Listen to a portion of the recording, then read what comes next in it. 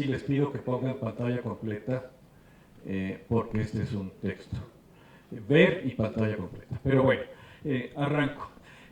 Mi introducción tiene que ver con un cambio discursivo que en este momento me parece fundamental. Sigue sin estar, pero bueno, es ver pantalla completa. Este cambio discursivo me parece que es urgente. Estamos hablando continuamente y seguimos hablando de los derechos humanos de los migrantes. Está muy bien, hay que seguirlos defendiendo, pero, y además seguimos hablando de la responsabilidad compartida. De hablar de la responsabilidad compartida y de los derechos humanos de los migrantes, la conclusión para grupos importantes del público y de los legisladores de Estados Unidos es que México defiende la migración indocumentada y por lo tanto el resquicio de derecho que nos importa es el de los derechos humanos. Y segundo, que México acepta que es responsable de la migración indocumentada. Y por lo tanto, ¿por qué no decir que tenemos que pagar la corrección de la situación actual?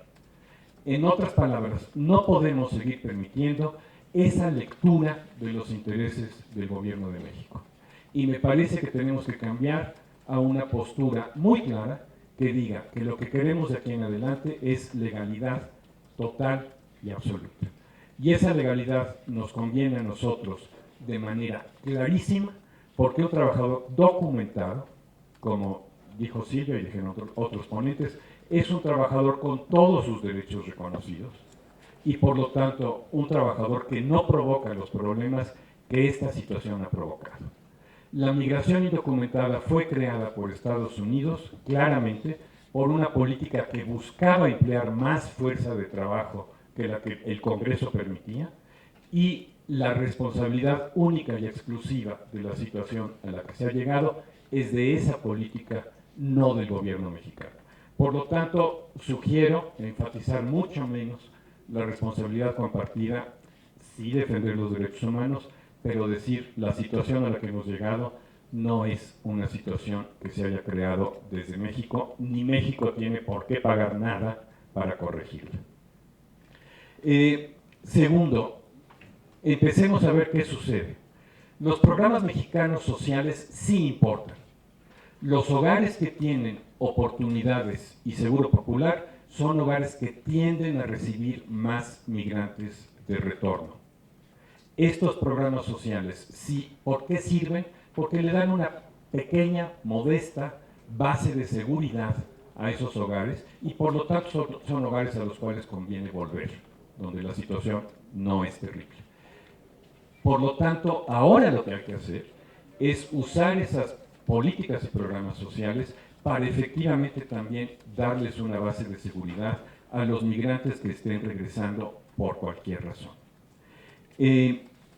Segundo, los programas sociales mexicanos, además, pueden complementar las políticas migratorias de Estados Unidos o aquellas que se acuerden bilateralmente, particularmente en los programas de trabajadores agrícolas que han crecido mucho, bueno, de trabajadores no calificados, agrícolas y no agrícolas, que son los que han crecido mucho y para los cuales es posible que las políticas sociales mexicanas, punto uno, ayuden a seleccionar candidatos para que estos candidatos provengan de hogares mexicanos con bajos recursos y punto dos, regresen un fondo de ahorro paulatinamente a esos migrantes una vez que hayan regresado para asegurar que ese dinero se pueda usar en mejoras en esos hogares.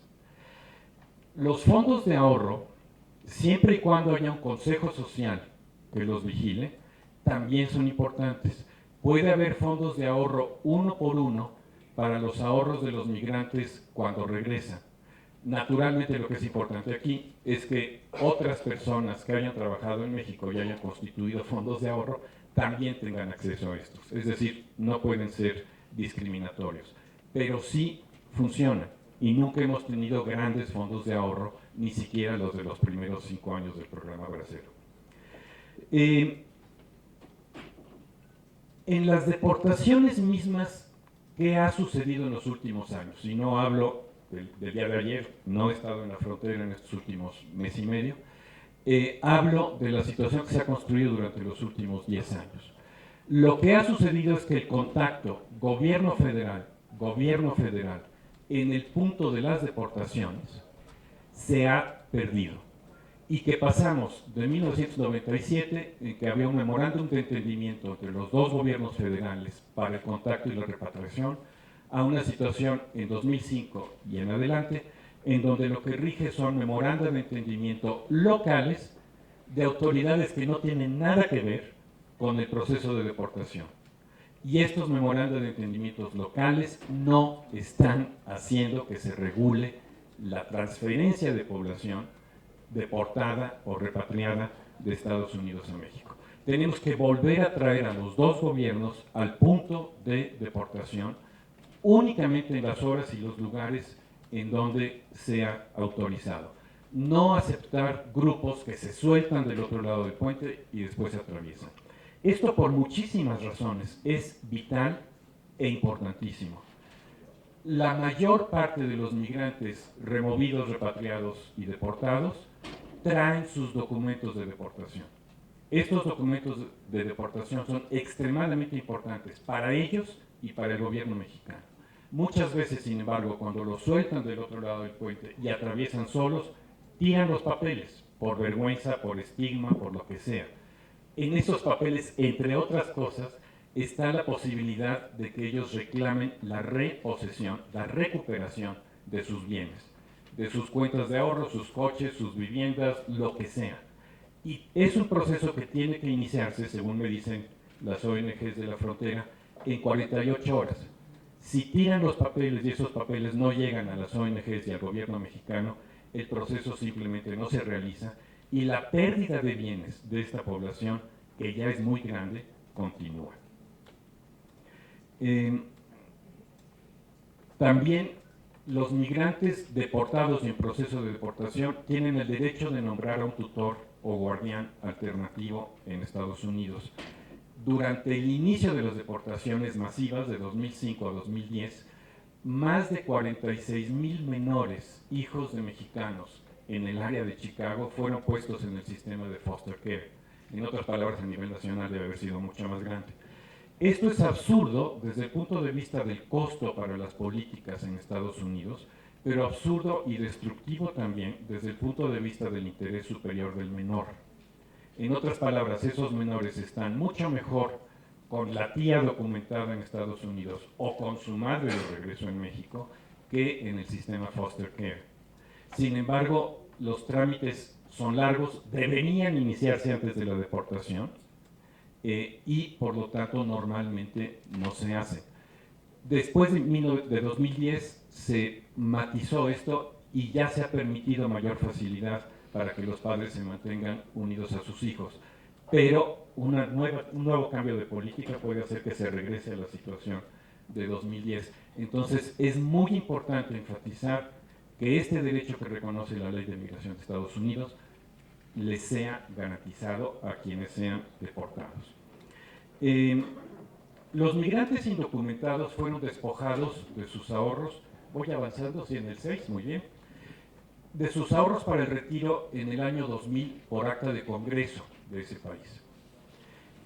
Sin embargo, México es el país con la mayor cantidad de trabajadores documentados, no indocumentados, también indocumentados, pero documentados en Estados Unidos, que están ahorrando para su retiro. Y por muchas razones, una gran parte de esos fondos no son reclamados. Hay un fondo que está en este momento perdido por ley, que es la de las contribuciones al ahorro para el retiro que se hicieron de manera fraudulenta. Está perdido. O sea, con personas indocumentadas o a nombres de terceros que no habían, no estaban enterados de que se estaban usando sus documentos. Pero hay contribuciones muy importantes, legales, documentadas, auténticas, de mexicanos al sistema de retiro de Estados Unidos que no se están reclamando. El gobierno mexicano, en mi opinión, debería apoyar a los migrantes para que lo puedan hacer. Y como consecuencia de esto,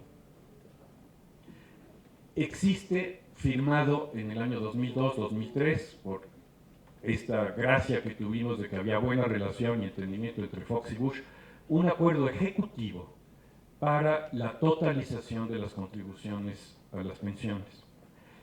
ese acuerdo de totalización por parte de los ejecutivos nunca se convirtió en realidad en Estados Unidos porque el Congreso de Estados Unidos nunca lo autorizó. Está congelado desde entonces, llevamos 17 años. Sin embargo, en el contexto de negociaciones, en que se está poniendo en la mesa de negociaciones cosas que no se habían puesto en 18 años, es muy importante que México lo vuelva a traer a la mesa. Muy probablemente la primera reacción sea, perdón, no tenemos los votos para eso. Bueno, ellos también están pidiendo que hagamos muchas cosas, solicitemos que hagan algo que nos deben, no al gobierno mexicano, sino a los mexicanos. Este dinero no pasaría por el gobierno mexicano, iría directo a la bolsa de quienes hayan acumulado antigüedad de cotización en los dos países. Y por último, propongo un sistema o un esquema para la reintegración basada en el ciclo de vida. En primer lugar, para los jóvenes de 0 a 17 años, la gran facilitación, como se puede decir, para el otorgamiento de actas de nacimiento con la sola presencia de los padres en México o con la presencia de los padres en México y de una declaración de un padre ausente en algún consulado de Estados Unidos. Sigue habiendo muchos problemas para la acreditación del sexto de primaria y del tercero de secundaria por falta del acta de nacimiento mexicano. Segundo, para los adultos jóvenes, y tal como lo vimos en otro salón del Senado hace aproximadamente 2 semanas, la posibilidad de obtener los documentos por esta misma vía, maximizar la certificación de los grados obtenidos en el extranjero y un proceso que sea el mínimo, es decir, lo mínimo necesario de revalidación por nivel, no por materia, con cargo a la institución escolar de recepción. Esto es lo que dice la iniciativa preferente que mandó el presidente al Senado, pero muchas instituciones no lo van a hacer a menos que alguien se los exija. Para jóvenes que se proponen estudios universitarios, la entrega de los documentos de la high school correspondiente y su acreditación, incluso con acta de nacimiento extranjera, tramitación de certificados con cargo a la institución receptora, no a la familia. Para las becas universitarias en México necesitamos una revisión amplia de los PRONAVES. ¿Por qué digo los PRONAVES? Porque cada estado lo maneja de manera distinta. Las becas de educación superior de la SEP, pero manejadas por cada Secretaría de Educación Estatal, dan un monto modesto, de entre 700 y 1,000 pesos mensuales más o menos, pero son un apoyo importante para cursar las materias universitarias. Sin embargo, metiéndome a varias de las páginas web estatales, y no están todas en línea, se ve que los requisitos son distintos, que se espera que se presente la acreditación de bachillerato mexicano, que se espera que estén los dos padres con el muchacho para que el muchacho pueda hacer el trámite, en fin, una serie de cosas que hacen muy difícil que quienes vienen regresando puedan hacer el trámite. Para padres y madres de familia, es muy importante que el programa Prospera no afilie hogares únicamente cuando decide que es momento de campaña, sino que permita la solicitud y por lo tanto la afiliación en las unidades de administración regionales del mismo programa en todo momento, de migrantes que vienen regresando de Estados Unidos o de Chiapas, no importa de dónde, pero la movilidad de población en México no está reconocida por el programa Prospera. Es muy importante que sí se reconozca. Cuando más necesita un apoyo a la familia es cuando viene llegando sin nada a una localidad. Es el momento de que las unidades de administración regionales de Prospera permitan ese trámite para cualquier familia migrante.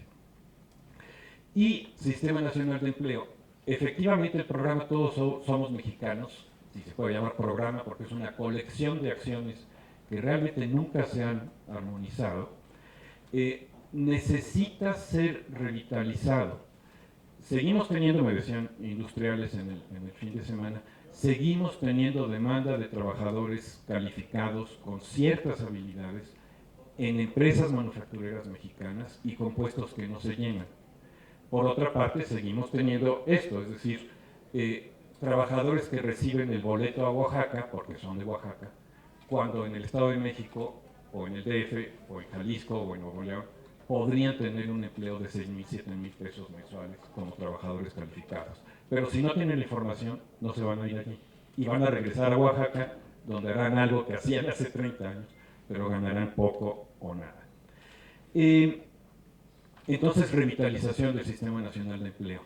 Tal como se estaba haciendo en Todos Somos Mexicanos hasta hace año y medio más o menos, era un sistema por el cual era una bolsa de trabajo privada. No tengo nada en contra de que exista, pero tiene que agregársele a esa bolsa el Sistema Nacional de Empleo y tiene que acordarse con la Coparmex, con las CAREINTRAS, etcétera, que su información y sus requerimientos estén ingresando allí. Para mayores de 65 años me da mucho gusto ver que el proceso que está publicando el programa de pensiones no contributivas en línea es un programa bastante claro, con requisitos y montos muy claros. Por ejemplo, en Prospera no se dice de cuántos son los montos de apoyo a las familias y a los individuos.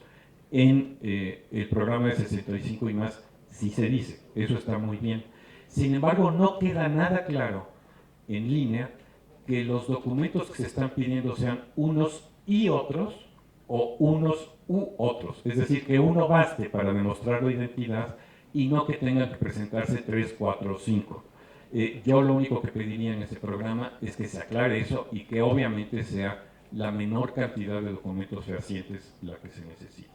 Y por último, me parece muy importante que si vamos a poner a prueba a nuestro sistema de programas sociales en el próximo año, hagamos una evaluación de acceso efectivo de todos estos programas sociales en el curso de los próximos 12 meses. Es decir, que podamos decir que quienes están teniendo acceso a estos programas han pasado una prueba técnica, todos los que pasen la prueba técnica para estar estén, no se haga esto por motivos políticos y que una vez que estén efectivamente tengan acceso al beneficio. Muchas gracias.